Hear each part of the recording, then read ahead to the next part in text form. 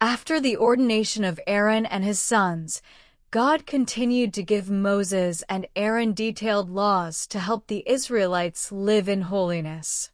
Among these were the laws concerning leprosy and other skin diseases, found in Leviticus chapters 13 and 14. These chapters may seem technical, but they reveal how deeply God cared about the physical, spiritual, and communal well-being of his people. In those days, disease and impurity were not just physical concerns, they were spiritual matters that could separate a person from the community and from God's presence. In Leviticus chapter 13, the Lord instructed Moses and Aaron on how to identify different types of skin infections. When anyone developed a swelling, rash, or bright spot on their skin, they were to be examined by a priest, not a physician. The priest's role was to determine whether the condition was clean or unclean, because the Israelites saw disease as a sign of impurity that affected both body and soul. If the sore appeared deeper than the skin and the hair on it had turned white, it was a clear sign of leprosy, and the person was declared unclean. However, if the sore was only on the surface, the priest would isolate the person for 7 days to see whether it spread. After a second examination, if the condition had not worsened, the person was declared clean and could rejoin the community. This chapter goes into great detail about various conditions such as boils, burns, rashes, and bald spots, and how to distinguish between a temporary irritation and true leprosy. If a person was found to have leprosy, they had to live outside the camp to avoid spreading impurity. They tore their clothes, left their hair unkempt, and covered the lower part of their face while crying out unclean. Unclean. This was both a public warning and a humbling acknowledgement of their separation.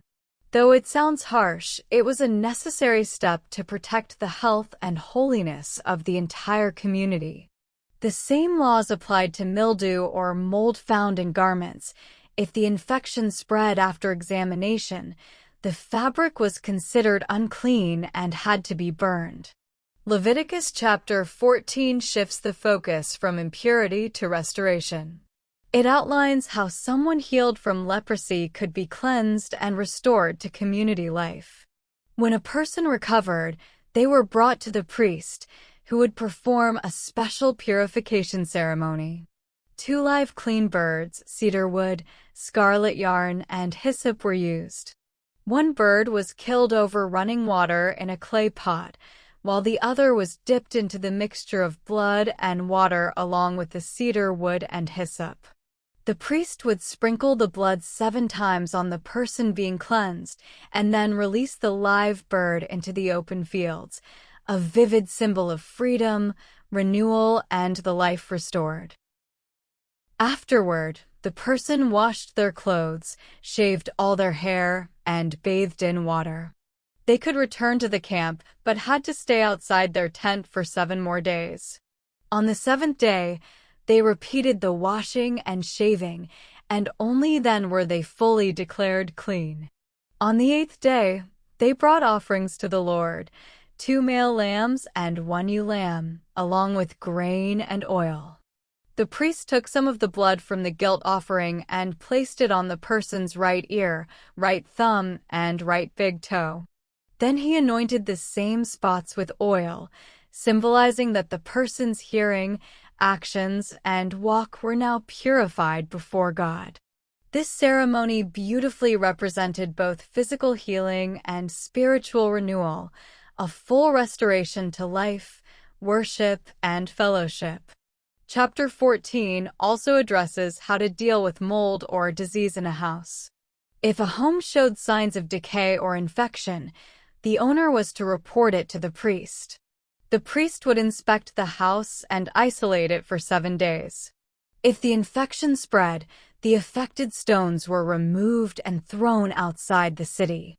The walls were scraped clean and replastered, and if the infection did not return, the house was declared clean. The priests then performed a similar purification ceremony using 2 birds, cedar wood, scarlet yarn, and hyssop, showing that God's concern for purity extended not just to people but to their surroundings as well. These chapters reveal how deeply God intertwined health, holiness, and community life. The meticulous examination and cleansing rituals served practical purposes in preventing the spread of disease, but they also carried profound spiritual meaning. Leprosy, with its power to isolate and disfigure, symbolized sin's ability to separate people from God. The cleansing process, involving blood, water, and sacrifice, reflected God's mercy and his desire to restore what was broken.